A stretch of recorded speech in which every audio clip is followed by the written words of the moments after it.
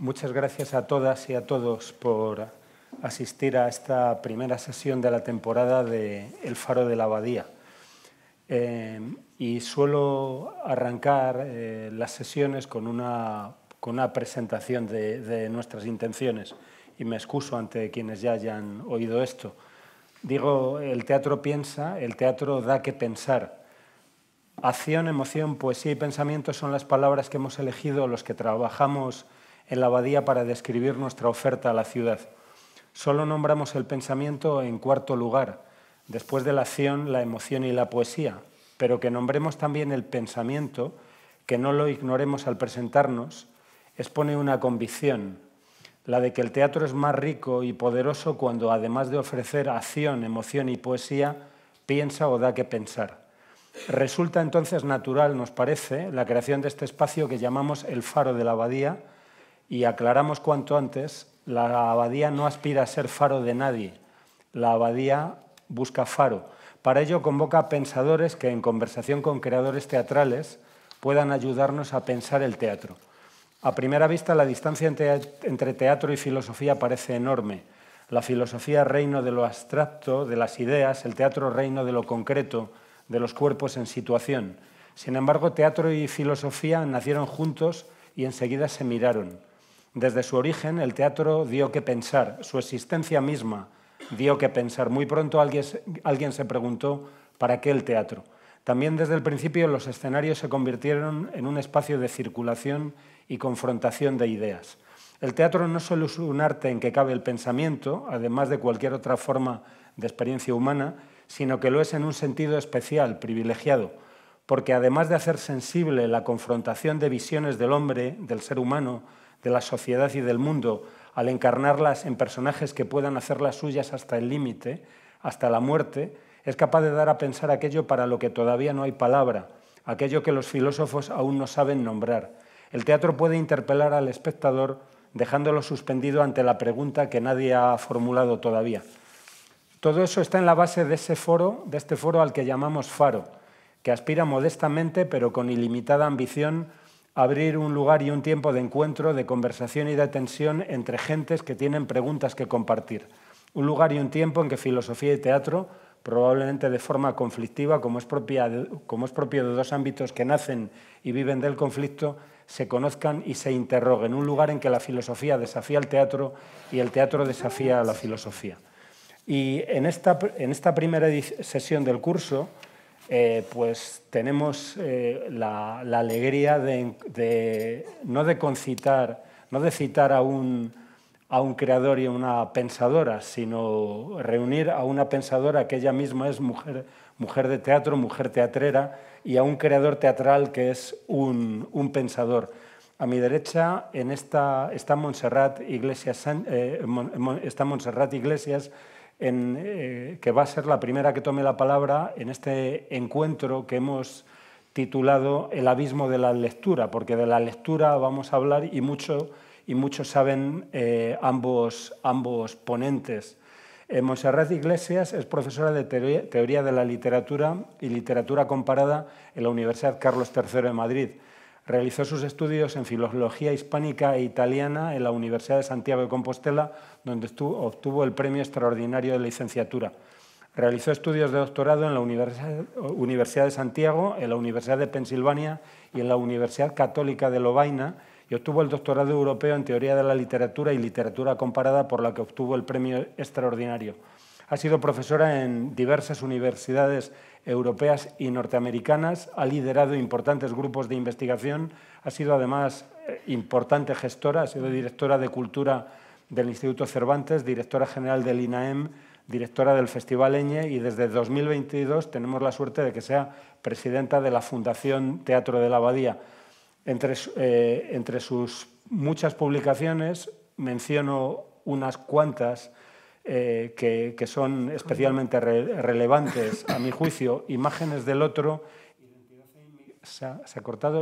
Imágenes del otro, Identidad e inmigración en la literatura y el cine, Teoría de los polisistemas, Canonización y público, el Teatro de Valle-Inclán, este libro que tengo aquí en mi mano derecha, que es interesante ya desde su título mismo, Canonización y público, el teatro de Valle Inclán, la lógica del campo literario y el problema del canon. Y tiene mucho que decirnos sobre teatro y, desde luego, sobre lectura.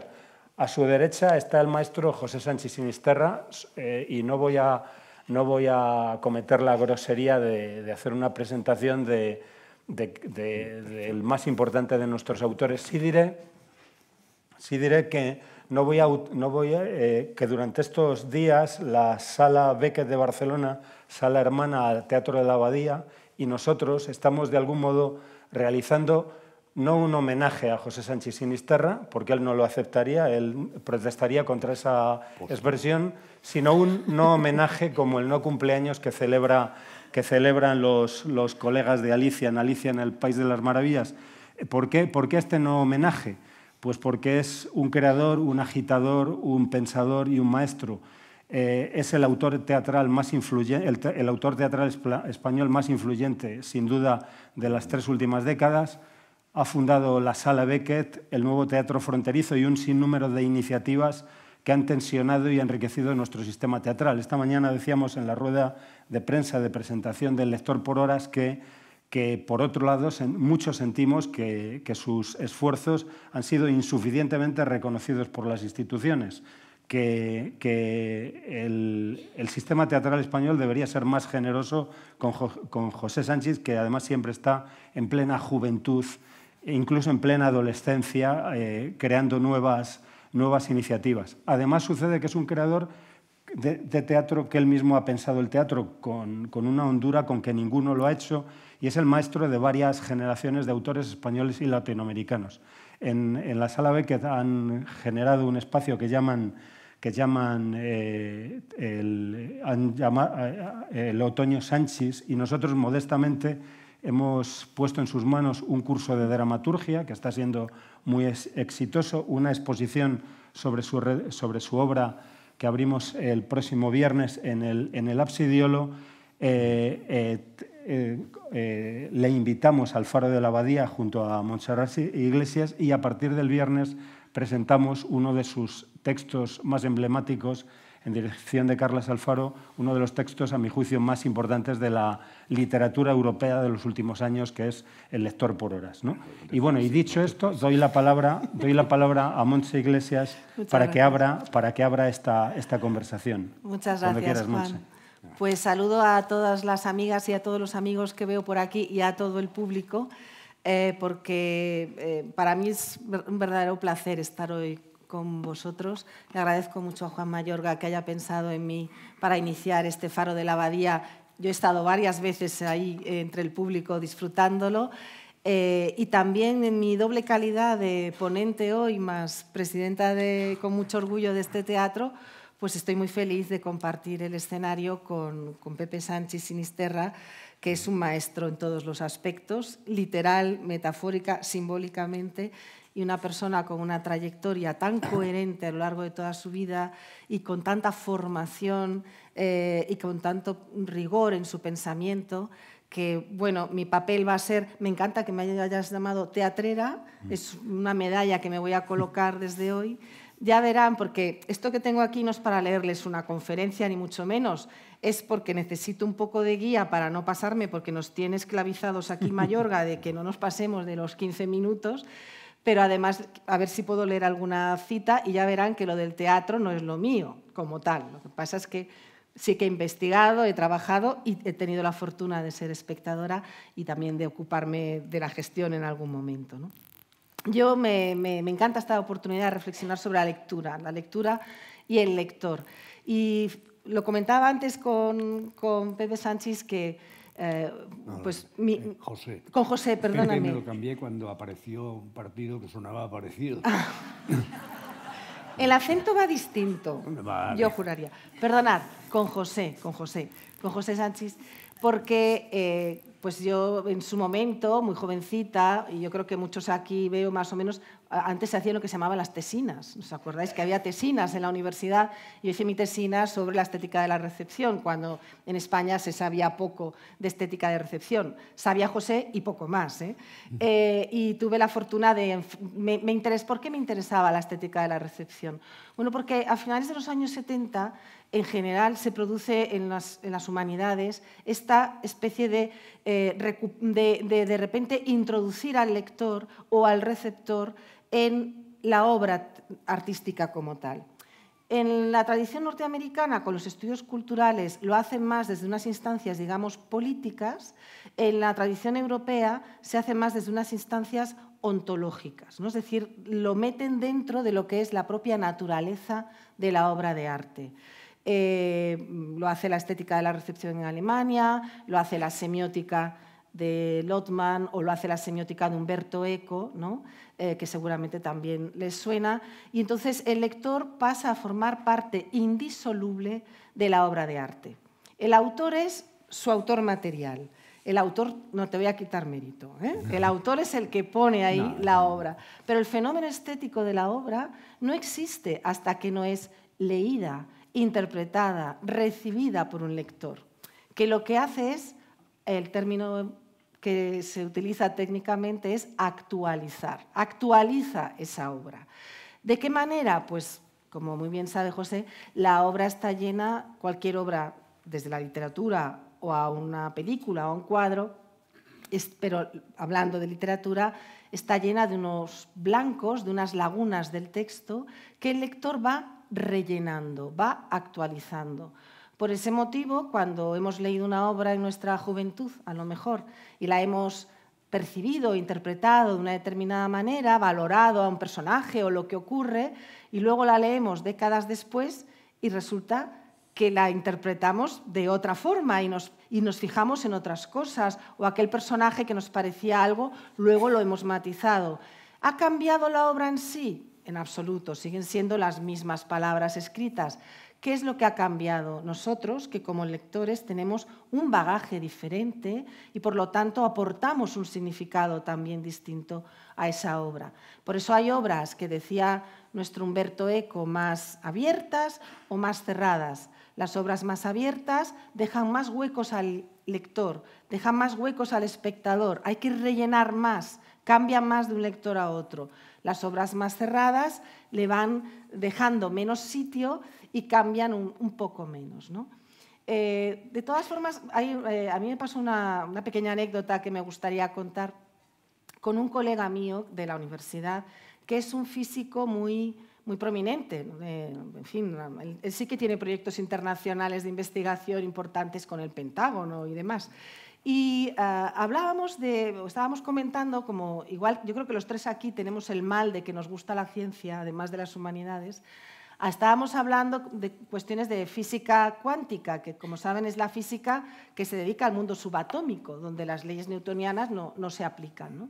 Entonces, yo comentaba que hay cosas que llaman mucho la atención en el pensamiento de la teoría de la física cuántica que ya estaban en el pensamiento humanista muchas décadas antes, empezando por la fenomenología de Husserl, por ejemplo, ¿no? Que es que la interpretación crea el fenómeno. Y entonces, pues hablábamos de cómo, ¿no? En el momento en que, pues bueno, lo voy a hacer muy simple porque además seguro que aquí hay gente que sabe más de física que yo, pero en el momento que, digamos que en la física cuántica los elementos son definidos en el momento en que se observa. O sea, el observador condiciona el objeto, ¿no? Lo hace colapsar, que es lo que se dice, pero de todas las posibilidades que mantiene a la vez, cuando observas, intervienes y colapsas.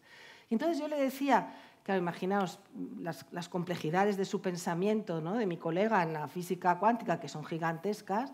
Y entonces yo le decía, fíjate, pues en el pensamiento de las humanidades vamos por la misma dirección. Es en el momento en que actualizas, en que lees, en que recibes una obra, en que esa obra existe. Por ejemplo, seguro que todos han ido alguna vez al Museo del Prado, sin ir más lejos, ¿no? Yo decía, de noche, cuando el museo está cerrado, las meninas no existen. Y entonces, para mi sorpresa y divertimento, mi colega estaba indignado, se lo tomó fatal. Digo, ¿pero por qué te enfadas si tú trabajas con fotones y cosas más raras que estas, ¿no? ¿Cómo que no existen? Pues claro que existen. Las meninas de noche existen igual que de día. Pues no.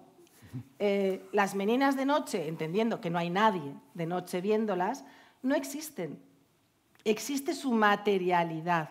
Existe ese lienzo, existe ese trazo del pincel, existe ese color, pero las meninas, hasta que no hay alguien frente a ellas que las percibe y les da su sentido, no existen como obra de arte, ¿no?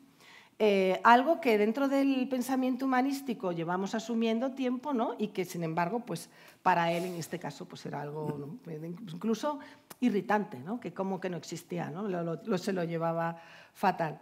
En todo caso, la lectura y el papel del lector no solo es importantísimo, crucial, fundamental, inexorable a la hora de entender lo que es una obra de arte, lo que es el fenómeno estético. Es que la lectura va a pareja siempre o va entrelazada a la escritura.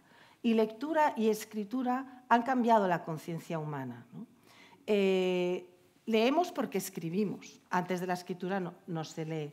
Y la escritura ha permitido que, es como lo que decía Walter Ong, ¿no? La tecnología de la palabra es la tecnología más importante de las que ha podido desarrollar el ser humano.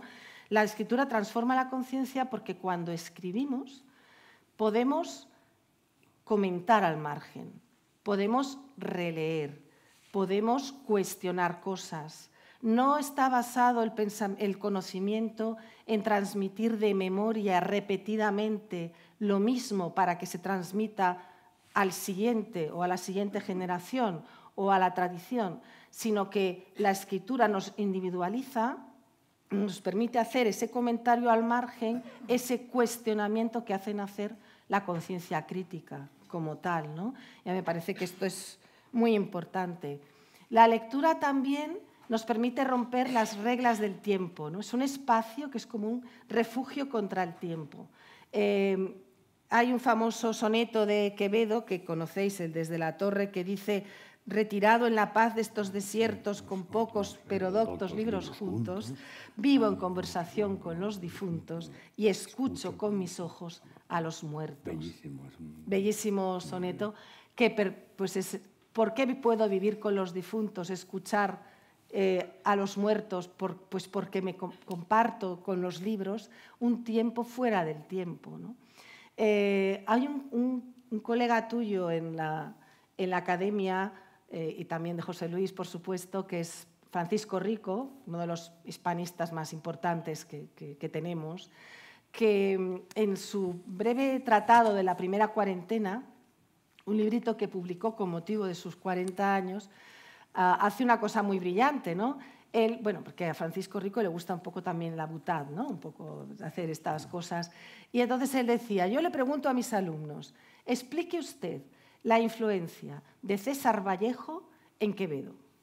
Claro, César Vallejo es un poeta peruano, uno de los grandes líderes de las vanguardias poéticas del siglo XX. Entonces, ¿cómo puede influir César Vallejo en Quevedo, que es del siglo XVII? Pues precisamente porque nosotros, cuando leemos a Quevedo, ya hemos leído a César Vallejo, probablemente, o a otros muchos.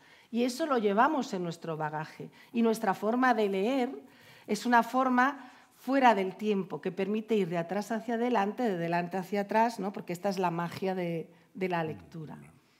Leer también es colocarse en el lugar del otro. Cuando uno lee, aprende no solo a vivir vidas diferentes, sino a ponerse, a empatizar, a estar en el lugar del otro como tal. A mí me encanta este pasaje de la Divina Comedia, de una famosa historia del enamoramiento de Paolo y Francesca, que se enamoran porque leen juntos, leen la historia de Lanzarote y Ginebra, ¿no? Resulta que Paolo es el hermano del marido de Francesca, por lo tanto se trata de un adulterio y el hermano los mata. Y claro, Dante los coloca en el infierno, en el segundo círculo de los amantes, que da lugar, además, a, para mí, uno de los sonetos más hermosos de la literatura, que es el soneto de John Keats, que lo pueden buscar si les apetece, que habla de eso, de esos amantes que flotan en el abismo. Estos sí que están en el abismo. Flotan sobre el abismo entre la tormenta y el granizo, constantes en esa tormenta de melancolía. Es que no se puede decir más bonito, ¿no? Es flotar en una tormenta de melancolía. La lectura también es un espacio moral. Es decir, la lectura puede suponer para nosotros también un compromiso moral. Y voy ahí a los libros, a las obras, y no solo a los libros, también a las películas y a las representaciones que llevan al lector hacia la experiencia del daño extremo, del mal radical, ¿no? Una guerra, el genocidio, el holocausto, etc. Dice Susan Sontag, pensadora de sobra conocido, en una obra como Ante el dolor de los demás, ella dice claramente cómo estas obras exigen una actitud reverente del lector o del espectador, que no se las traicione. Y es verdad que estas obras, con esos blancos del texto, con esas apelaciones que van haciendo al lector, todas ellas intentan llevar al lector al decir, participa conmigo, coopera conmigo en decir que esto no vuelva a pasar, que compadécete, compréndelo. No hago esto, diría una obra testimonial o ficcional, ¿no? Sobre el holocausto. Dice, no escribo esto para que tú vivas la experiencia que yo viví, porque es imposible a través de la lectura revivir el horror que puede suponer, ¿no? Algo así. Es que escribo esto para que tú seas un eslabón en la memoria, para que tú cooperes conmigo, para que tú guardes esto en tu memoria, para que tú digas conmigo como lector, esto nunca más, que esto no vuelva a pasar, ¿no? Lamentablemente el ser humano somos como somos y por mucho que leamos, pues vemos que pasa y sigue pasando. Pero es cierto que lleva esta carga de moralidad la lectura, ¿no? Hay una película que se llama El lector, de Stephen Daldry, que es con Kate Winslet, no sé si la han visto, probablemente sí, ¿no? Ella de hecho ganó el Oscar por esta película, Kate Winslet, y él es Ray Fiennes, y es una historia precisamente que en este contexto, ¿no? del nazismo y de un campo de concentración, donde hay una historia entre un joven adolescente que vive una aventura muy romántica con una mujer mayor que él, y ella le pide que le lea. Y es un lector como él. No es por horas, es por horas también, pero con sus características, ¿no? Es un lector por horas, pero a partir del amor o de esa relación tan importante que tienen, ¿no? Por horas, pero sin sueldo. Sin sueldo. Bueno, cobraba en otros tipos de beneficios. Tenía otras compensaciones. Vale. Y entonces, bueno, hay un momento en que ella desaparece.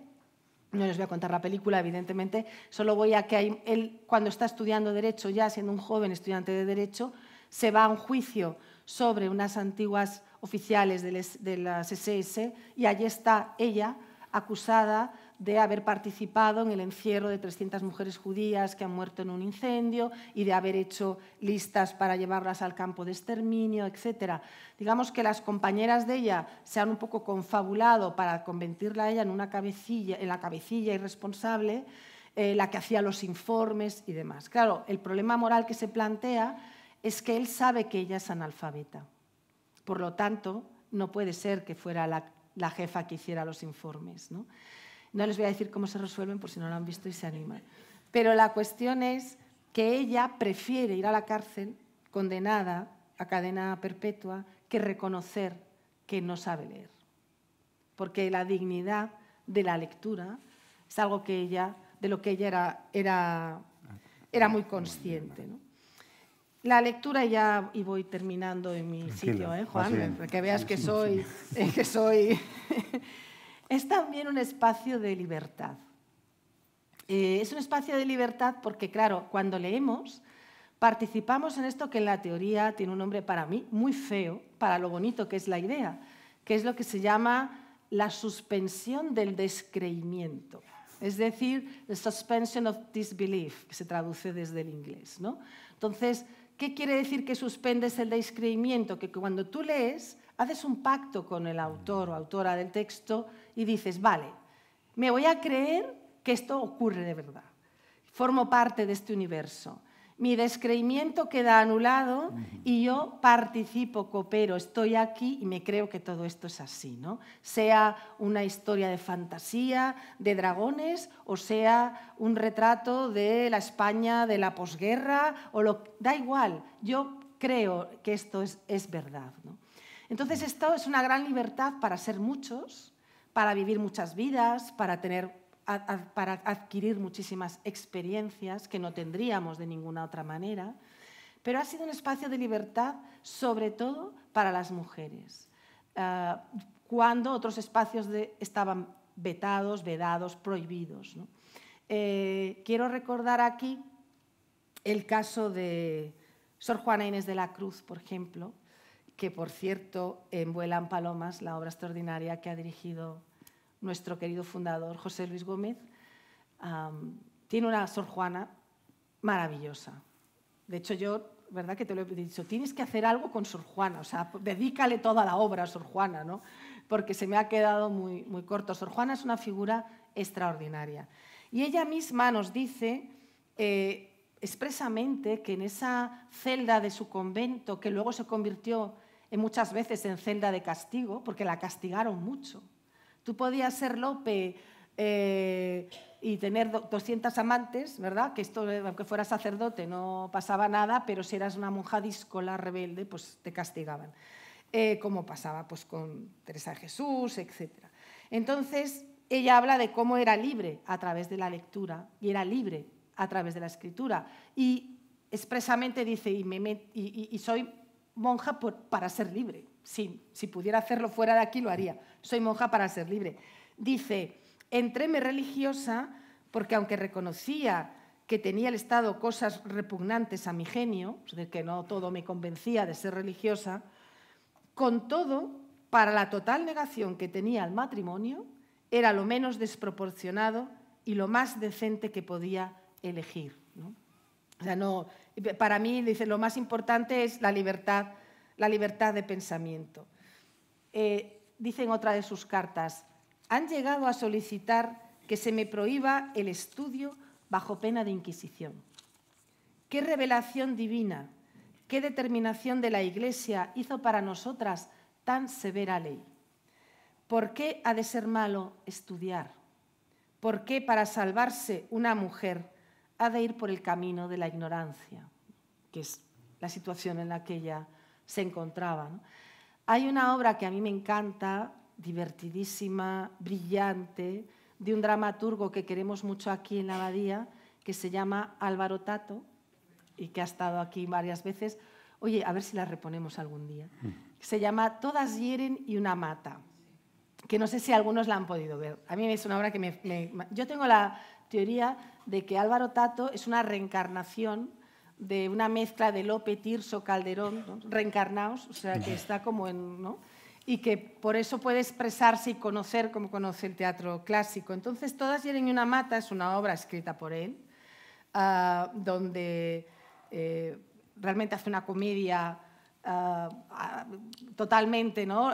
Ortodoxa, como si fuera del siglo XVII, pero lógicamente con los juegos y con los personajes, hay un viaje en el tiempo, en fin, es muy brillante, muy divertida. La protagonista es una mujer que genera un problema, porque es una mujer lectora, ¿no? Entonces, ella se llama Aurora y lo que hace es, claro, no le gusta coser ni bordar, va por ahí mal vendiendo sus joyas y ocultando cosas para comprar libros, y como no los puede tener, los entierra en el jardín, en el huerto, ¿no? Entonces, de vez en cuando va al huerto y desentierra un libro, porque el huerto es su biblioteca. Entonces, claro, la oposición a nuestra Aurora es el ama, que es un personaje característico propio de estas comedias barrocas, y entonces el ama la tiene frita a decirle que, os leo alguna, aquí es donde veréis que el teatro, como teatrera efectivamente, pero que no me ha llamado a mí a las tablas, por fortuna para todo el mundo. Le dice el ama Aurora, Nunca te gustó coser, más que nombre de mujer, nombre de hombre te es mejor, por tener braveza, recia bravuconería y esa sed de fantasía que te nubla la cabeza. Si te fijaras en mí, que soy feliz sin el vicio de leer, qué desperdicio, perder los años así. Leer te arruga la frente, te pone cara de pasa, llena de polvo tu casa y de quimeras tu mente. Leer te da pensamiento e ideas, las malas hierbas del jardín donde conservas tu virgo hasta el casamiento. Das las horas por perdidas y pasas noches en vela con cada pliego y novela que devoras a escondidas.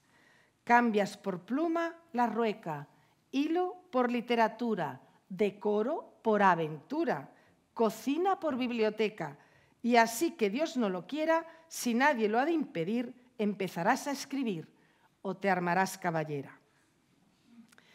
Y dice en otro momento, vuestro padre me ha pedido que ni a sol ni a sombra os deje, porque si algo puede haber peor que leer, no hay cosa más fea e indecorosa que leer y ser mujer. Teresa, nunca te callas, le dice Aurora. No nos colmaron de luz Sor Juana Inés de la Cruz, doña María de Zayas, doña Ana Caro Mayén, Leonor Meneses, doña Ana de Castro, doña Mariana de Carvajal y también, y dice el ama, no sigas por vida mía, detente por Satanás, que ya voy viendo que estás peor de lo que creía. Si hay algo más vil que ser mujer lectora, señora, es ser mujer y escritora. Algo que Álvaro Tato recoge de los textos de la época, ¿no? Y aquí resuena después pues, nuestra famosa Jane Austen, ¿no? Leyendo, escribiendo en su casa a escondidas, en ese cuarto de estar donde ella escribía, esto lo cuenta su hermana Cassandra en una carta, donde la puerta hacía ruido para el cuarto de estar donde ella tenía que escribir, el cuarto común, y decía que no quería que se arreglase porque cuando ella abría la puerta dejaba la escritura y ponía encima el bordado. Y así ni los sirvientes, ni la familia, ni las visitas sabrían que ella escribía, ¿no? Dado que era algo que no correspondía, ¿no?, a la mujer. Por eso luego Virginia Woolf escribe su ensayo Una habitación propia, un cuarto propio, a raíz de esta imagen de Jane Austen escribiendo en la sala común. Y dice Virginia Woolf, es que la mujer necesita un cuarto propio, una independencia, su propio lugar en el mundo para poder ser libre y expresarse, ¿no?, como quiera. Así que ya termino. La lectura como imagen, para mí más que abismo, que es el título que habéis puesto a la charla de hoy, yo la veo más, pues mira, como lo que has dicho tú, como el hoyo de Alicia en el País de las Maravillas, ese pozo en el que ella cae persiguiendo al conejo blanco, ¿no? Como si por ahí cayera y se encontrara con un mundo de maravillas, incluso fuese llegando y llegando a la caverna de Ali Baba y dijese, ábrete sésamo. Y ahí está pues, todo ese mundo que es nombrado en la lectura de nuevo. Muchas gracias. Gracias.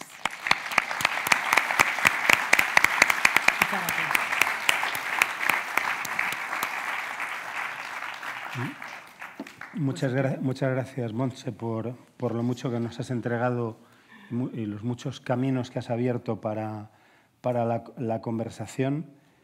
Cuando recogías la imagen de Alicia, yo pensaba también, cuando hablabas de ese agujero, pensaba en la cueva de Montesinos, ¿no? Que también podría ser sin duda, un lugar donde se anula el tiempo y donde aparece otro mundo. Y no me resisto a mencionar que, habiendo aludido a Virginia Woolf y su cuarto propio, el personaje de Virginia Woolf fue, por cierto, interpretado magníficamente por Clara Sánchez, hija de José, y lo menciono porque Clara es amiga y porque sé que a su padre le agrada que mencione a Clara. Y ahora José... Es un padre orgulloso, con claro, razón.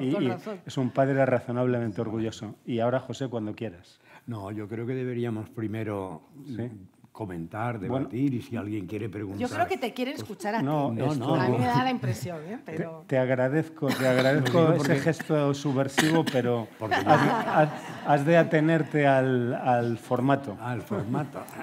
Siempre están ahí los corsés, ¿no? Los compartimentos, ¿no? Cuando todo es poroso. Claro. Es porosa. Menos mal que no te has extendido en física cuántica, porque me hubiera lanzado frenéticamente. Mi no entendimiento, mi no comprensión de la física cuántica, uno de los muchos campos en los que fracasé intelectualmente, me abrió muchas puertas. Eso hay que tenerlo en cuenta. O sea, no hay por qué tenerle miedo a meterse en campos del pensamiento o del saber, ¿no? Porque nos superan, porque no tenemos la base suficiente, sino esos fracasos son precisamente los huecos a través de los cuales se escapa, no sé qué, el espíritu, la mente, y de pronto puede descubrir islas maravillosas o conexiones entre cosas que en la realidad no tienen ninguna conexión. Yo, de hecho, me he pasado la vida picoteando campos para los que no estoy preparado. Es más, estoy absolutamente negado. Pero me he dado cuenta que la ignorancia, el fracaso, ¿no? El no poder entrar, me deja en la entrepuerta, y entonces, pues entonces esto lo puedo relacionar con la teoría del caos o la teoría general de sistemas. Entonces, es interesante lo de fracasar, ¿no? Eso es también... Bueno, la verdad es que había preparado como 3 principios y ahora ya no sé por dónde agarrarlo. Yo creo que podría recurrir a uno de mis maestros. Yo tengo 5 maestros a los que siempre que puedo regreso, plagio, ¿no? Y me producen como la sensación de una especie de permanente renovación. De alguna ilusión tiene que vivir un octogenario, ¿no? Pues yo vivo con eso de la renovación. Y entonces, cuando me enteré que esto tenía una cierta formalidad, o sea, que íbamos a tener que hacer como una exposición sobre el tema repite, que no me enteré muy bien. El abismo de la lectura. El abismo de leer. Yo digo, ¡guau! Esto va fuerte, ¿no? Entonces, bueno, es verdad que has mencionado cosas de la estética de la recepción que a mí me sirvieron y me siguen sirviendo mucho, ¿no? Porque en la estética de recepción un concepto fundamental es lo que podemos llamar los huecos o las estructuras indeterminadas, ¿no? Entonces, anoche, cuando ya vi que la cosa se iba a poner así seria, con coturnos y tal, me puse a hojear mis papeles y entonces me encontré con una de las obras breves de Beckett que se llama Impromptu d'Ohio, o sea, improvisación de Ohio. Se llama así por el mero hecho de que la escribió en el único congreso sobre su obra al que, al parecer, acudió en toda su vida, Beckett, ¿no? Y en Impromptu d'Ohio, que la he montado 3 veces sin entenderla, ¿no? O sea, no he conseguido, porque parece ser que montar una obra te permite desgranar, ¿no? Todos sus recovecos, sus rincones, sus pasadizos. Pues no, me he estrellado 3 veces, además una vez en Barcelona, la otra en Medellín, Colombia, y la última en Madrid, y ni el entorno me ha servido para iluminar, ¿no? El texto. Pero tiene una magia extraña que me la han comentado las 3 veces en total 6 actores que la han interpretado, y el público asistiendo también como una especie de alta concentración, ¿no? Supongo que es para decir qué demonios está pasando aquí, ¿no? Supongo que esa especie de hiperatención del público tenía que ver con el afán de desvelamiento, de rellenar los huecos que el texto diga. Pero lo que me dio ayer la sensación fue que, de alguna manera, esta obra, Impromptu d'Ohio, es como una metáfora del acto de leer, es como una metáfora de la lectura. Voy a jugar por ahí, a ver si... ¿Qué tenemos? No sé si traducirla directamente en francés o una traducción que hice por aquella época, cuando descubría Beckett. Bueno, voy a intentarlo rápidamente. Son 2 personajes, uno que es el escuchador, ¿no? Entendeur, y otro que es el lector, ¿no? Y dice la primera acotación, lo más parecidos que sea posible. O sea que si encontráramos 2 hermanos gemelos, vamos, los contratábamos enseguida. Solo iluminada en el centro de la escena, una mesa ordinaria de madera blanca de 2 metros por 1 metro aproximadamente. sentado de frente hacia el lado, en la parte larga de la mesa, ¿no? La parte frontal, está E, ¿no? El personaje que se llama E, que es el entendeur, o sea, escuchador. Y está con la cabeza inclinada, apoyada en la mano derecha y la mano izquierda sobre la mesa, ¿no? Es importante porque Beckett cincela las acotaciones con una precisión de cirujano, ¿no? Entonces él pide esa posición en el centro de la mesa, cara al público, así. Y en el lateral izquierdo de la mesa está L, el lector, de perfil al público, ¿no? Y está también en la misma posición, la cabeza apoyada en la mano derecha, mano izquierda sobre la mesa, pero delante de él hay un libro en la mesa, un libro abierto en las últimas páginas, dice Beckett. Lleva un largo abrigo negro y tiene largos cabellos blancos, que es igual que el otro, ¿no? Porque dice, dos sillas, lo más parecidos posibles, pide el autor. Pide que los personajes sean lo más parecidos posibles. En el centro de la mesa, además, hay un gran sombrero de estos de artistas bohemios, ¿no? Con ala ancha, de color negro también. Subir lentamente la luz, dice. 10 segundos. L, el lector, pasa la página. Pausa y lee. Queda poco que decir. En un último, entonces E, el escuchador, ¿no? ¡Pap! Da un golpe en la mesa, levanta el codo y da un golpe en la mesa. Toc, pone Beckett en la, no tic, sino toc, o tuc, ¿no? Toc. Entonces el lector repite, queda poco que decir. Pausa y nuevamente el escuchador hace ¡pa! Golpe y entonces sigue leyendo. En una última tentativa por sufrir menos, dejó el lugar donde habían estado tanto tiempo juntos y se instaló en una habitación única en la otra orilla. Desde la única ventana había una vista sobre la extremidad. A Nadal es por la parte del río, digamos, que va hacia abajo, ¿no? Que va hacia el mar, de la isla de los Cisnes. Ya nos situamos en París, Barrio Latino, etcétera, por ahí. Pausa. Eso lo está leyendo el lector mientras el otro escucha. ¿Sí? Para sufrir menos había optado por la extrañeza, ¿no? Por la extrañeza. Habitación extraña, escena extraña, salir allí donde nunca había compartido nada, volver allí donde nunca había compartido nada. Bueno, va leyendo así, voy a ir rápido, y entonces lo que estamos viendo es alguien que está leyendo una historia, la parte final de una historia a otra persona, lo más parecido posible, largos cabellos blancos, vestido de negro, que no se le da, y que esporádicamente da un golpe en la mesa y ese golpe quiere decir, para de leer, repite lo que has leído y sigue leyendo. Se han inventado un código. Bueno, entonces, no la explico toda yo sobre esta pauta dramatúrgica de Beckett. He fabricado varios ejercicios de dramaturgia actoral porque me parece fascinante a través de códigos que no tienen ninguna significatividad crear interacción entre las personas. Porque lo que está haciendo esta especie de personaje y su doble, vamos a llamarle así, ¿no? Es justamente abrir espacios en la lectura. Cada vez que el escuchador da un golpe, quiere decir, déjame un espacio vacío para que yo asimile, perciba el peso, reciba el aroma, entienda el significado, etcétera, etcétera, de lo que acabas de leer.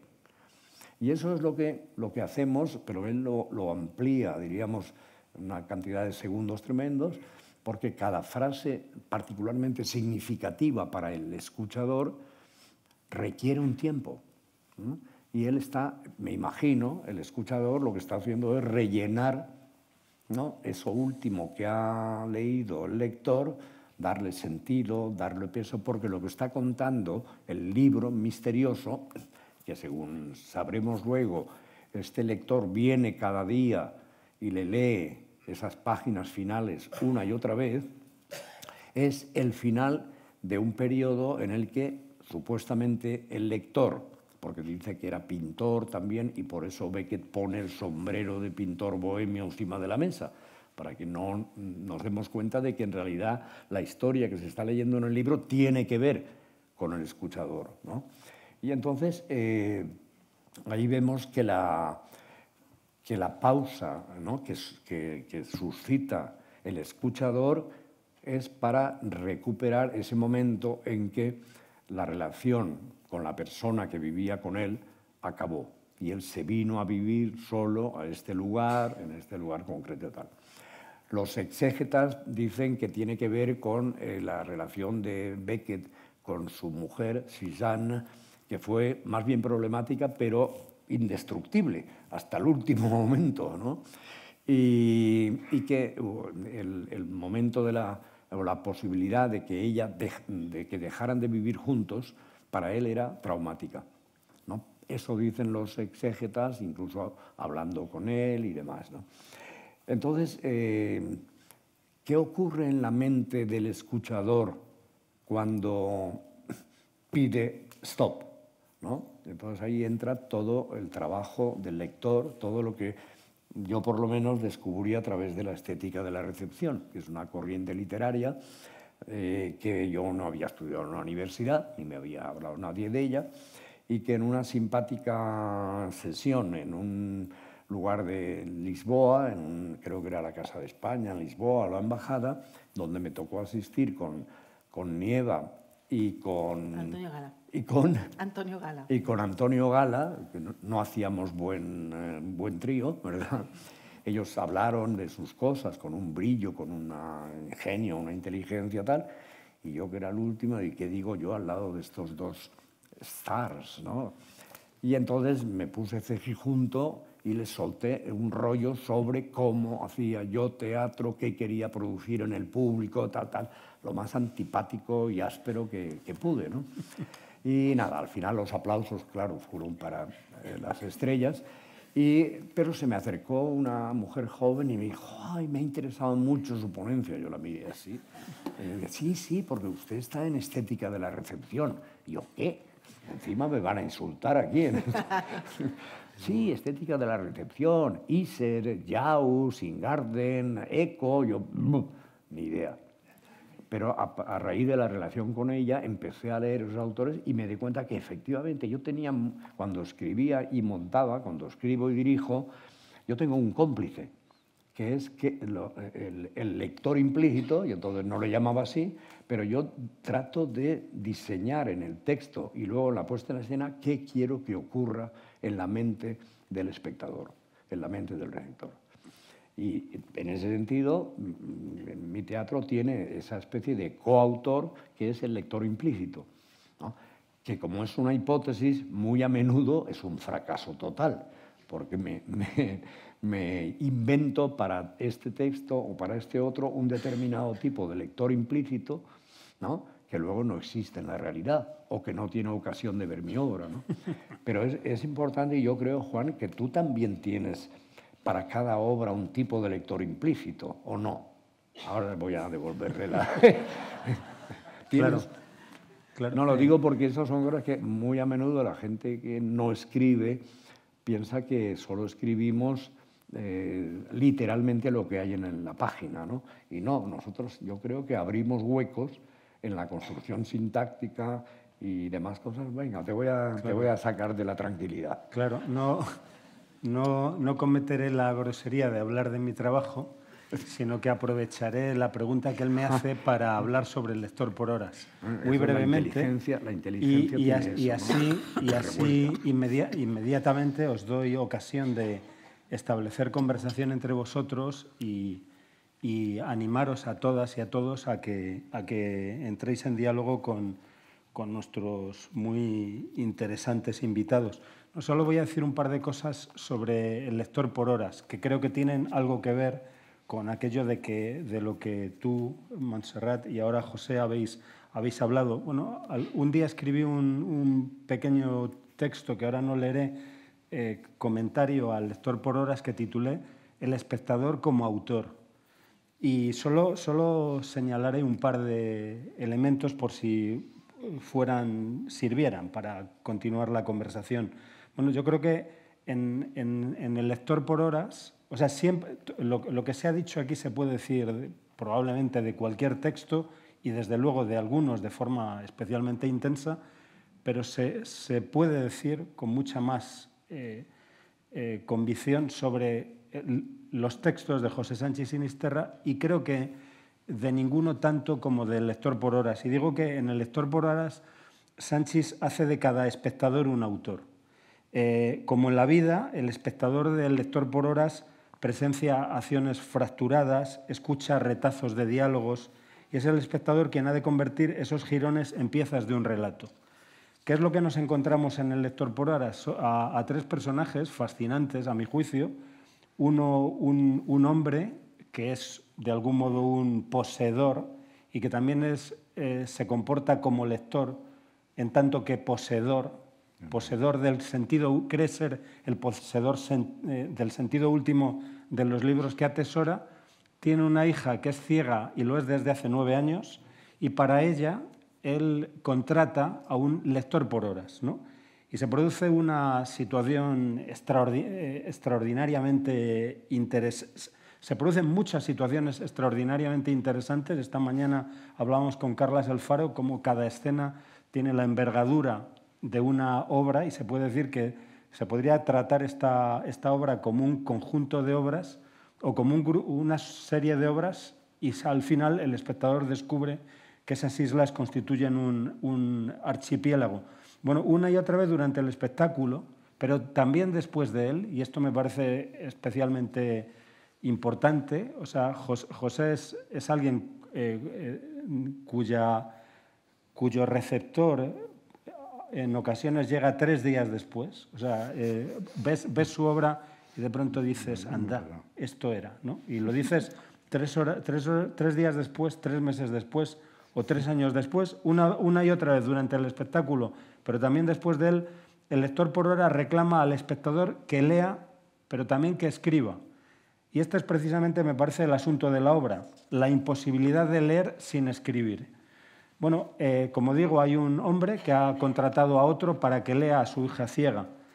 El lector, él lee y ella, y esto me parece importante, y qué interesante que nos hayas leído esos momentos de impromptu de Ohio, sí. Él lee y ella lee en él. Ella lee en él. Ese escuchador probablemente también está escuchando la respiración. O reescribe. Ella reescribe lo que él, claro, ha leído. Pero también quien lee se hace legible. De algún modo, ¿por qué ese hombre está leyendo de este modo u otro?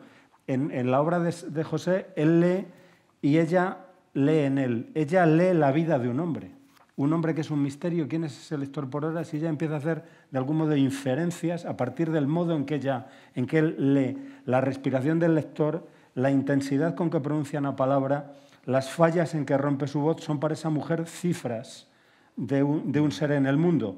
Pero esas cifras no son el texto. El texto es lo que desde esas cifras, teje esa mujer. Ella es como el espectador, me parece. Esa escuchante es de algún modo, me parece una imagen del lector y del espectador que quiere José Sánchez. Ella es como el espectador para el que Sánchez escribe, alguien que lee lo que nunca fue escrito. Ella lee lo que no ha sido escrito. Una y otra vez, como digo, el espectador es reclamado a esa experiencia de lectura, que es experiencia de escritura, y acabo diciendo que los mejores libros nos hacen legibles. Los mejores libros nos leen. Leyendo los mejores libros nos damos a leer. También el teatro de José Sánchez Sinisterra. No basta con verlo y escucharlo. No es posible asistir al teatro de José Sánchez sin escribir. La obra está entre líneas. No se puede asistir al lector por horas sin exponerse a leer y sin exponerse a ser leído. Es mi impresión sobre sobre tu enorme trabajo y sobre este magnífico texto. Bueno. Y antes de lanzar la palabra al patio de butacas, a los lectores, porque sea cual sea el sentido y el valor de esto que está apareciendo aquí, lo más importante es lo que esté ocurriendo ahora mismo en algún lugar en algún lugar de vuestras experiencias y cómo tejéis vuestro propio texto. Antes digo de pediros que hagáis comentarios, sugerencias, quizá preguntas a Montserrat y José. Os invito, si queréis, a interpelaros, si queréis hacerlo. Voy a interpelar, me encanta. Y voy a interpelar a José y a ti también, Juan. Vaya hombre. Como autores que sois. Hay una cosa que dice Umberto Eco, que desarrolla con su lector modelo algo muy similar al lector implícito. ¿Lector in fábula? Sí, por ejemplo, de Husserl, ¿no? Eco dice, el autor tiene que, dado que el lector es el que construye finalmente el sentido del texto, en donde se produce el fenómeno estético, el autor tiene que asumir que una vez que ha escrito su obra y ahí la deja, ya no es el dueño de su obra, que va a ser leída e interpretada por muchos lectores de lugares diferentes, de contextos diferentes o a lo largo del tiempo, que le darán significados que el autor no ha pensado o con los que ni siquiera esté de acuerdo y, sin embargo, la obra ya no le pertenece, ¿no? No sé si esto os ha pasado de querer, ¿no?, agarraros a la obra como sea, diciendo, no, yo quería decir esto y no lo contrario, ¿no? Yo lo que pasa, ¿me permites que me contesto? Lo cuento a veces lo cuento en mis talleres, ¿no?, en mis cursos, y es que yo tuve una especie de conciencia de eso en mis sucesivas lecturas de Kafka. Y a veces lo explico, ¿no? Digo, cuando tenía 18 años, ¿no?, años 50, segunda mitad de los 50, tal, leíamos a Kafka, los de mi generación, como la expresión más pura del existencialismo, del absurdo, del hombre rebelde y todo lo que era, vamos a decir, la mitología intelectual europea de esos años, final de los 50 y 60. ¿Qué pasa? Que luego empecé a derivar hacia el marxismo, ¿no? Y entonces volví a leer a Kafka con años y ahí estaba la lucha de clases, ahí estaba el poder tal, o sea, era completamente diferente a lo que había leído cuando tenía 18 años, ahora ya tenía 21, 22 y yo leía una especie de ejemplificación de la lucha de clases, del poder, tal. Luego voy y descubro el psicoanálisis por casualidad. Vuelvo a coger a Kafka por azar, ¿no?, porque tengo una recurrencia, ¿no?, de releer a mis 5 maestros, lo releo permanentemente, y de pronto, claro, ahí está el complejo de Edipo, el padre castrador, pobre Kafka, pobre tal, no sé. Entonces leía a Kafka como la expresión más directa de Bueno, después de esa experiencia ya me vacuné o me inoculé sobre pensar que el sentido que le da uno a una lectura ya queda para siempre y es el único que hay. El lector es coautor, ¿no? Y lo único que había conseguido anotar así para cuando me he enterado de que esto iba un poco más en serio, yo pensaba que iba a ser una tertulia en alguna tasca con unas cervezas o eso. Entonces, apuntaba en el tiempo, leer es rellenar los huecos del texto, los espacios de indeterminación con nuestra enciclopedia. Y ese concepto de enciclopedia a mí también me fue muy útil, ¿no? Todo ser humano, aunque sea una enciclopedia por fascículos y bastante barata, pero todos tenemos nuestra enciclopedia y con esa enciclopedia leemos y descodificamos eso que estamos leyendo, ¿no? Con eso y con nuestra experiencia de la vida pasada y futura. La futura también, porque muy a menudo leemos desde el futuro. No sé si me explico. Si queréis luego lo hablamos. Sí. Que el lector no solo está en su pasado, en su biblioteca, en su enciclopedia, sino que está también en sus expectativas de futuro, ¿o no? Sí, sí. Te pregunto. No. Bueno, cada autor o autora escribe contando con la enciclopedia de un público lector, ¿no? Yo siempre pongo el ejemplo, el público o el lector implícito para el que escribió Cervantes el Quijote no es el mismo para el que escribió Persíles y Segismunda. Y eso se percibe a cada línea, tanto del Quijote como de Persíles. Y es verdad, hay muchos autores, ¿no?, que tienen como diferentes destinatarios implícitos que hace que el género que están utilizando, novela, aventuras, tal, se modifique, ¿no? Bueno, total que... Pero el autor confía en que el público lector, con su enciclopedia, se ocupará de proporcionarle materiales para completar el sentido de lo que él ha dejado indeterminado.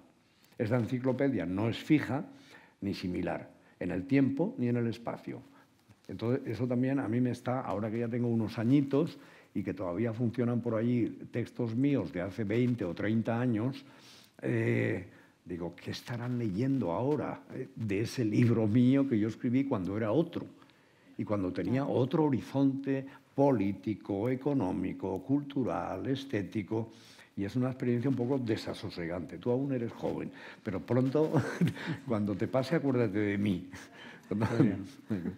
Bueno, Gracias. yo ya podría seguir diciendo así banalidades, pero casi mejor que... No, el ejemplo que has puesto del Quijote es excelente, porque no solo, como tú dices, no tenía el mismo lector pensado o escribía de la misma manera Cervantes para el Quijote que Persiles, sino que el lector que tenía Cervantes en su mente del Quijote no es el del siglo XXI que lee el Quijote. Claro. Por eso es tan diferente la lectura del Quijote del XVII a la de hoy, ¿no? Y ha pasado por tantas fases. Yo completo esta cosa de Cervantes diciendo, y apéndice o nota a pie de página, el Quijote fue leído como libro de risa hasta la segunda mitad del siglo XIX.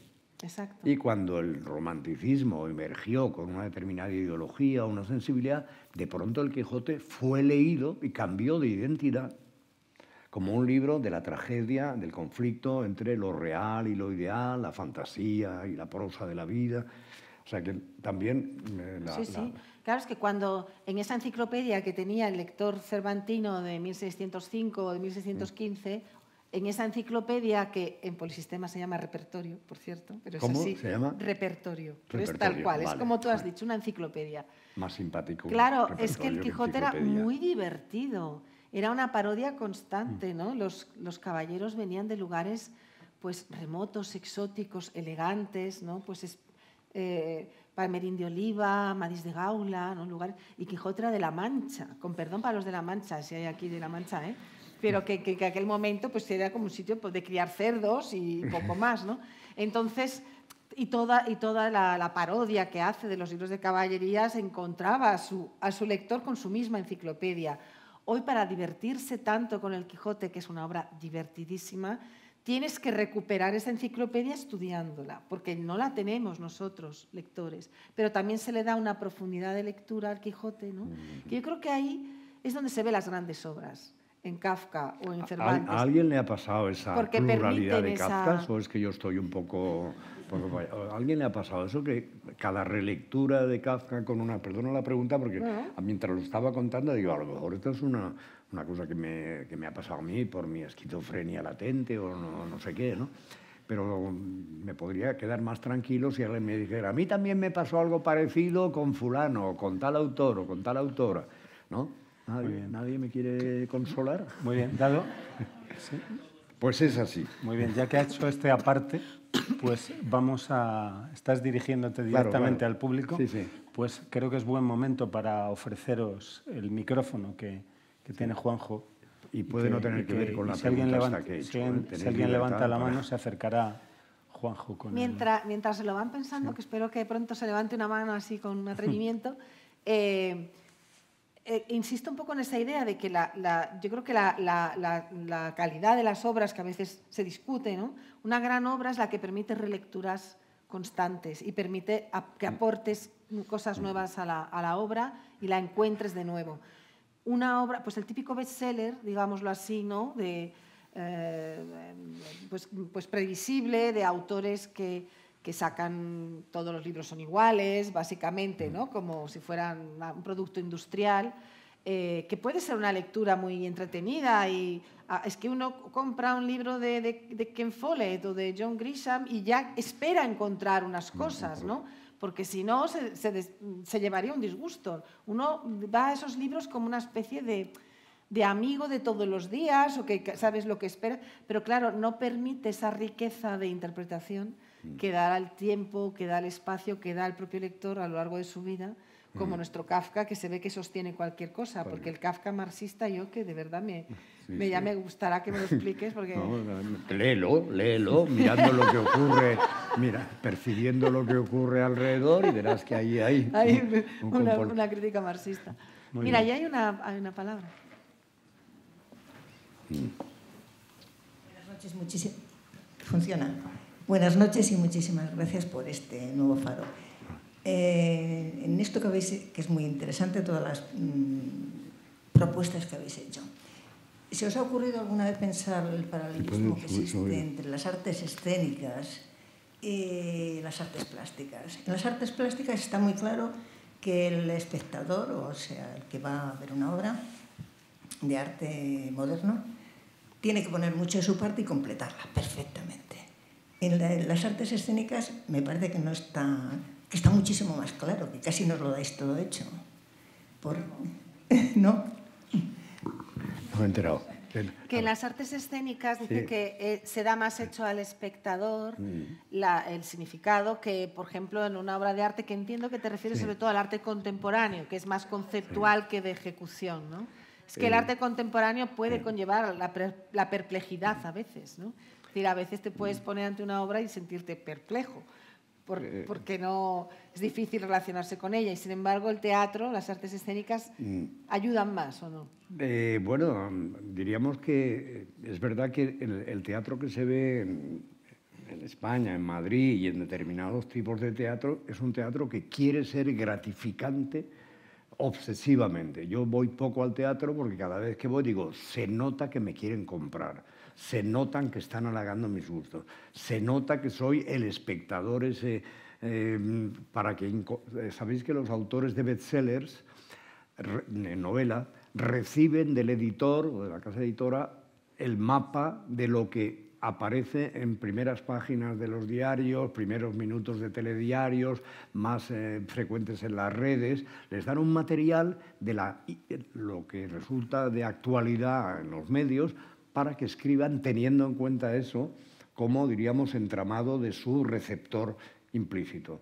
Yo cuando me lo explicó un amigo, los editores tienen, no diré todos, ¿no?, pero tienen como un servicio y una serie de autores que ya son fabricantes de bestseller, ¿no?, en serie, que reciben el mapa de ese, diríamos, receptor implícito. Entonces, la pregunta sería que en teatro yo estoy notando que hay una excesiva, diríamos, obsesión por gratificar al público, porque el público salga reafirmado en sus valores, en sus principios, en su visión de la vida, en quiénes son los malos y quiénes son los buenos, cuáles son los temas que aparecen en primeros minutos de los telediarios. Yo hasta ahora tenía en mis talleres de escritura, yo prohíbo el tema de la pareja. Información que suele producir un pánico en los talleristas. ¿Cómo? ¿De qué vamos a escribir, no? Entonces, la pareja es un tema que ya no puede dar más de sí. Desde la Provenza del siglo XIII y los trovadores y luego Petrarca hasta nuestros días, ese tema ha sido exprimido, que ya no se puede decir nada nuevo. Por lo tanto, aparquémoslo. Y ahora estoy fabricando otra lista de temas que quizá convendría dejar descansar un poco porque aparecen muy a menudo en las carteleras y en los teatros. Y entonces yo lo que soy un poco crítico porque veo que hay mucho afán en muchos creadores y creadoras de teatro, no hablemos ya de los productores, tanto privados como institucionales, en satisfacer al público. Yo ya sé que en otras épocas no tan lejanas, mucha gente hacíamos teatro para zarandear al público, para inquietarlo, para desasosegarlo, escandalizarlo. Fracasábamos igual, ¿no? Pero bueno. Pero yo creo que ahora se está produciendo una excesiva, diríamos, un excesivo soborno ideológico y estético del público. Gracias. A lo mejor son, digamos, miradas de un anciano, ¿no?, que ya no ve lo que está pasando, pero diríamos que fabrican un receptor implícito ya muy determinado, muy concreto y para reafirmarle. Yo eso lo llamo teatro para convencidos, ¿no? Entonces la gente sale reafirmada, ¿no? O en su ideología, o en su moral, o en sus creencias y tal. Y vale, no digo que haya que fastidiar al público, pero podíamos moverle un poquito, ¿no? Podíamos intentar por lo menos crearle algo de desasosiego. A mí el concepto de desasosiego, no solo por mi admiración por Pessoa, sino porque creo que sería un objetivo importante para el arte, generar algo de desasosiego. Porque los medios de comunicación dominantes lo que quieren es tranquilidad, que la gente se quede tranquila, satisfecha, convencida de lo que ya sabía, de lo que pensaba. Y me callo porque ya estoy predicando. Claro. ¿Sí? ¿Quieres añadir algo? No, yo creo que ha contestado más que suficientemente. Pobrecita por el rollo que te he soltado como respuesta. Gracias. Sí, es cierto. José tiene un taller de dramaturgia cuyo título es Deja el amor de lado. Ese es el título de ese taller. Sí. No, es el título de una obra, perdón. Pero también es de un título, ¿no? No. Yo creo que es de... No, eso lo que pongo es, ¿sí? ¿Qué tal si aparcamos el tema de la pareja? Bueno. Eso lo pongo en la pizarra, ¿no? ¿Qué tal si aparcamos el tema de la pareja? Sí. Señor Sánchez, ¿cuál es su idea? ¿De dónde viene la...? ¿Qué es lo que usted cree que Samuel Beckett, que seguramente es uno de sus maestros, espera que el público lea cuando él constantemente hace silencios en sus obras? ¿Silencio te refieres a la acotación de silencio? Una pausa. La pausa. Los personajes hacen continuamente pausas. Sí. Eso Por para ejemplo, mí fue en Fin de Partida, cuando le explica a no, Claude que un día será como él, hace una frase o dos y hace una pausa muy larga, siempre. A mí me parece que fue una de las aportaciones, porque la pausa se utilizaba muy poco, excepto en Chekhov. Tenemos que remontarnos hasta Chekhov, finales del 19, principios del 20, para darnos cuenta de cómo Chekhov valoraba el silencio y cómo esos pequeños signos, ¿no? Pausa o silencio, modificaban el sentido de lo que se acababa de decir. Las pausas hay que leerlas y luego intentar interpretar. Por eso mismo le pregunto, ¿qué cree usted que espera el autor que el público lea en ese momento? Porque es evidente que ahí está cambiando. Sí, yo lo que creo que espera es que se dé un tiempo para que resuene el silencio. O sea, ¿por qué no le contesta el otro? ¿O por qué se interrumpe el personaje? ¿Qué es lo que hay? Hay una herramienta que también descubrió o inventó Chekhov y Stanislavski, que es el subtexto. Lo importante en determinado tipo de teatro no es lo que los personajes dicen, sino lo que ocultan al decir. Y eso se llama subtexto. Y es, por ejemplo, una cosa que tampoco veo casi nunca en el teatro. Como si el siglo y pico que ha pasado desde que se introdujo el subtexto en el trabajo del actor y de la actriz, pues se hubiera tirado de lado. Los actores y actrices dicen exacta y literalmente lo que la superficie del texto está queriendo expresar. Mientras que cuando había subtexto, sí, dicen exactamente lo que el autor quería expresar, ¿no? Se inventa una partitura, ¿no? De pensamientos que entran a habitar la pausa. ¿Entiendes? O fecundan la pausa. Bueno, no quiero dar clases de interpretación ahora, vale, sí, no perfecto, es el momento. Pero es que era muy técnica la pregunta, ¿no? Sí, porque el problema que yo quiero reflejar aquí es el problema del actor. ¿En qué debe pensar el actor en ese momento del silencio para transmitir ese momento de que el público pueda reflexionar? Pues tiene que pensar en lo que el actor debe escribir sin palabras. O sea, el actor tiene que, creo yo, ¿no? El actor tiene que fabricarse lo que se llama una línea múltiple de pensamiento, que vaya en paralelo a lo que está escrito en el texto, ¿no? Y que puede inventar el actor o la actriz en complicidad con él. Pero claro, el actor tiene que pensar aquello que no está dicho, pero que el silencio permite que lo oigamos. Yo a veces hablo de que tenemos que aprender a escuchar el silencio, ¿no? El silencio en escena. No sé si te he contestado. Es que es un tema complejo, para mí es un tema complejo y muy importante. Vale. Porque yo cuando veo que Usted lo que me dice es que aluda a la imaginación del actor. ¿Qué? Usted lo que me está diciendo es que aluda a la imaginación del actor. O sea, que claro. lo utiliza. Sí, sí. Muchas gracias. ¿Quieres Gracias. No, gracias. Sí, por aquí había otra pregunta, ¿no? Sí.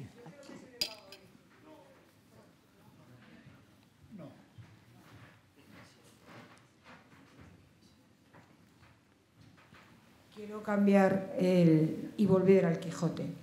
Hace unos años se celebró uno de los aniversarios, el 500 aniversario de la publicación, el 400 aniversario y tal.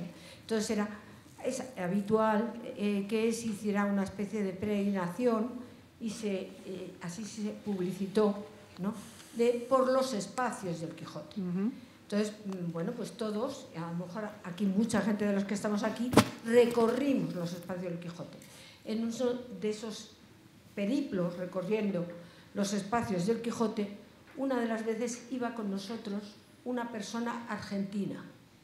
Entonces entramos en la cueva de Montesinos y cuando entramos en la cueva de Montesinos salió y nos dijo: sois un pueblo increíble, vais en peregrinación por un personaje que es de ficción. Dice, eso solo puede pasar con los lectores del Quijote. No voy a decir nada más, solo hacer la reflexión de que hay otro lector más en el caso del Quijote, por eso es el Quijote, que es toda una colectividad creyendo en un personaje que es de ficción. Y entramos en la cueva y nos tumbamos en la cueva y vas a los molinos y te pones debajo y vas simplemente a hacer esa reflexión porque es una vuelta de tuerca más sobre lo que es el lector. Sí. ¿Lo has podido escuchar? Estoy medio sordo, entre otros achaques tengo problemas de oído. Cómo se han organizado muchas veces visitas a los lugares del Quijote y cómo como colectividad se entra en la cueva de Montesinos o se pone uno debajo de los molinos. Entonces hablaba de una persona argentina que decía que era increíble, ¿no? Que en España se siguiera de esta manera un personaje que es ficción, ¿no? Pero es que yo creo que la magia, el poder de la lectura y de la ficción, cuando hablaba antes de vivir otras vidas, de encontrarte con el otro, es que creo que para los que somos muy lectores, y seguro que la mayoría aquí lo somos muy lectores, hay personajes de ficción más reales y más importantes que personas de carne y hueso a nuestro lado a veces, ¿no? Serán distintos para cada uno, pero estoy convencida de que hay personajes de ficción que habitan con nosotros nuestra vida de una manera más determinante que otras personas reales a nuestro entorno, ¿no?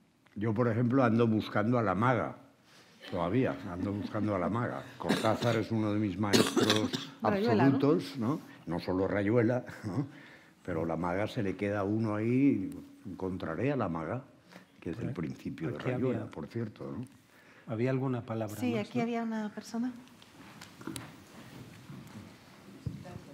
Casi está contestando a la pregunta que quería hacerle. Primero, gracias por esta estimulante charla.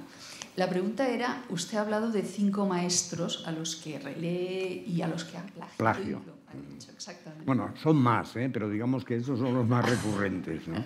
Claro, la pregunta, lo que van saliendo nombres ya. Primero ha citado a Beckett, entiendo que Kafka será el segundo.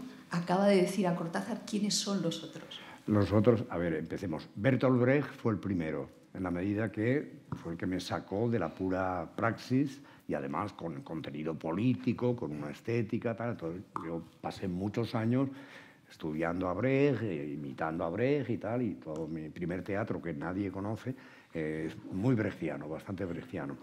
Luego, una vez me hicieron una entrevista, cuando abrimos la sala Beckett, me dijeron, pero ¿cómo un brechtiano como usted le está dando tanta relevancia a Beckett? Dije, porque pasé por Kafka. Kafka me permitió hacer la transición sin demasiados traumas, o a lo mejor sí, no me he enterado, del brechtismo no ortodoxo. Yo me llamaba, me defino como marxista asilvestrado, y también era como un brechtiano asilvestrado, ¿no? Pero El trabajo de Kafka, que os he contado un poco, motivado por esa relectura que cada vez me presentaba una faceta diferente de la misma escritura, me permitió, supongo, abrirme al teatro de Beckett, ¿no?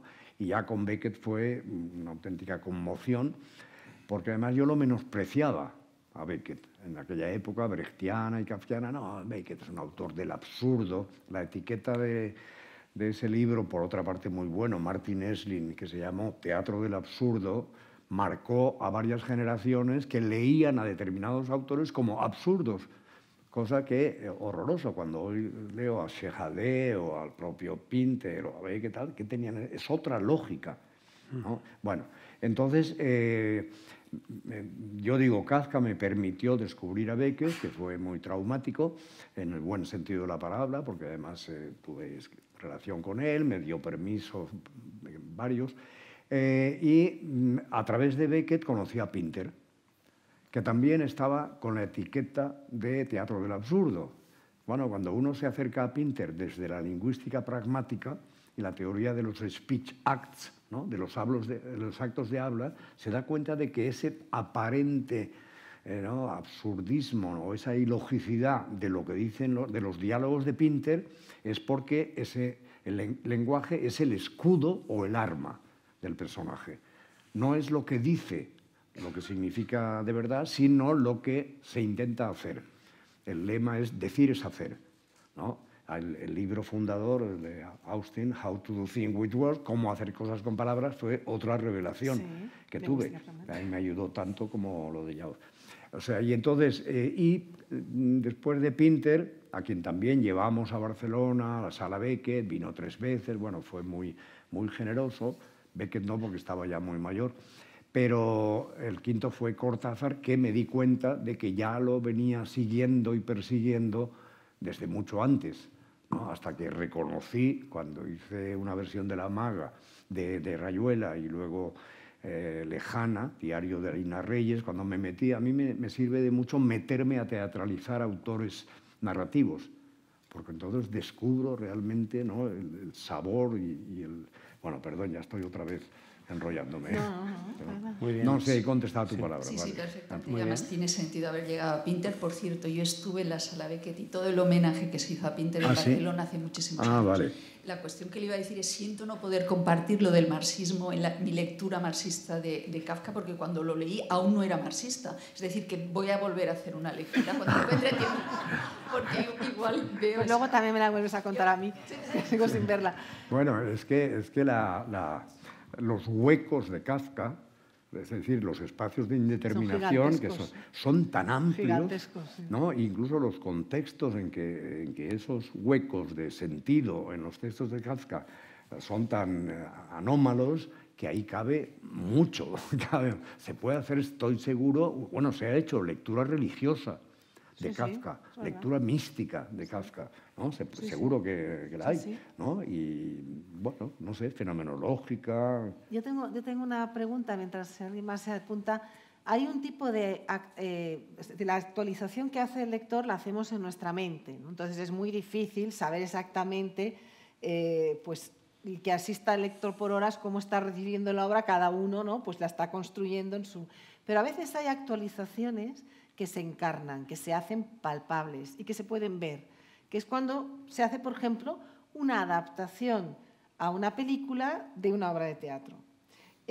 Porque en ese momento hay un conjunto de personas, director, actores, etcétera, que han puesto en escena y han puesto visible lo que es su lectura del texto, su actualización. Entonces te quería preguntar, ¿cómo llevaste tú la adaptación de una de tus obras más famosas, que fue Ay, Carmela, que salió en una película muy premiada también, creo recordar? ¿Cómo fue ver una actualización, digamos, de unos lectores ahí puesta en pantalla? No hablaré si no es en presencia de mi abogado. Es un tema de... ¿Ves? No habéis superado eso de que el autor ya no es el dueño de su obra. A ver, si queréis, pero me tienes que cortar porque puedo enrollarme, ¿no? Porque, aquí claro, que te corte él, que es el que manda. Córtame. Sí, si no hay más preguntas, Lai, escuchemos esa pregunta Y luego vayamos brevemente a esa historia. Has de considerar que esto está siendo grabado, ¿vale? Exacto. Sí, esto... Primero a los tres. A colación de lo que decía Montserrat, claro, los tiempos en la lectura al teatro, al cine, son tan diferentes, aparte de que la imagen siempre fosiliza mucho, porque digamos que te lo da como hecho. Es decir, pasar de la creatividad de estar leyendo, donde tú tienes tu tiempo individual, meditas lo que quieres y te tomas el tiempo que necesitas. Preparas un café. Pasas al teatro, que si es un buen teatro te da un espacio y un tiempo, pero indiscutiblemente ya no marcado por ti, sino por el autor y por los actores. Y en la película, pues tiene que ser terrible para un creador, porque lo dan tan hecho, que el receptor tiene como muchas menos posibilidades de hacer su propia creación. A lo mejor con el tiempo y meditando mucho sobre la película llega a conclusiones que hubiese llegado si lo hubiese leído, ¿no? Pero de entrada se queda con lo que en general nos quedamos, con lo que nos da la imagen. Sí. Has dicho una cosa muy interesante. ¿Puedo sí. que me va a hacer pensar? Es verdad que con el cine, a medida que la película envejece, la podemos ver con más libertad.